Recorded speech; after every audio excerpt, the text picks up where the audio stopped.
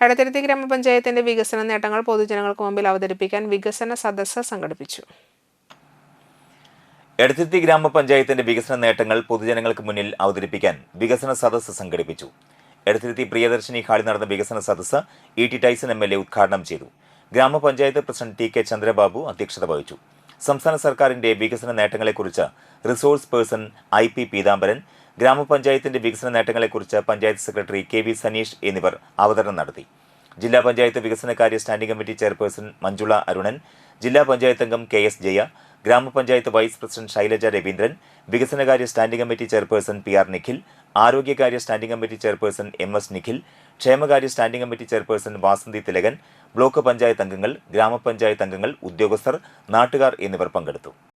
ദൂരവ്യാപകമായിട്ടുള്ള result ഉണ്ടാകുന്നതുൾപ്പെടെ നമ്മുടെ ഈ അടുത്ത കാലത്ത് തൊട്ട് കഴിഞ്ഞ നിയമസഭാ സമ്മേളനം ചേർന്ന് തന്നെ നിയമനിർമ്മാണത്തിന് വേണ്ടി മാത്രമായിരുന്നു.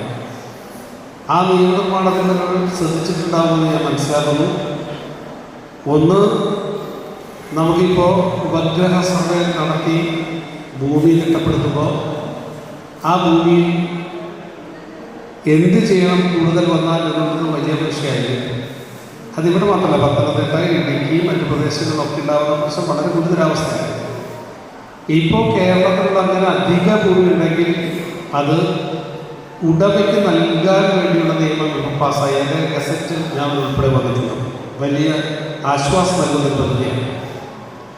രണ്ടാമത്, ഞങ്ങളെപ്പോലുള്ള ജനപ്രതിനിധികൾ അഭിമുഖീകരിക്കുന്ന ഏറ്റവും പ്രധാനപ്പെട്ട പ്രശ്നം നിരവധിയായിട്ടുള്ള പ്രയാസങ്ങൾ.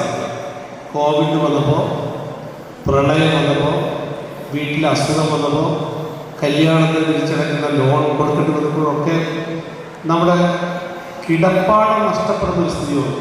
എത്ര ആളുകളാണ് ഇങ്ങനത്തെ പൊതുപ്രവർത്തകരെ സംബന്ധിച്ച് പലപ്പോഴും വരുന്നവയാണ്. അങ്ങനെ വരുമ്പോൾ നമ്മൾ എന്ത് ചെയ്യാൻ കഴിയുമെന്നുള്ളത് ഇത് സംബന്ധിച്ച് വലിയ വിഷമം സൃഷ്ടിച്ചൊരു സാധനം.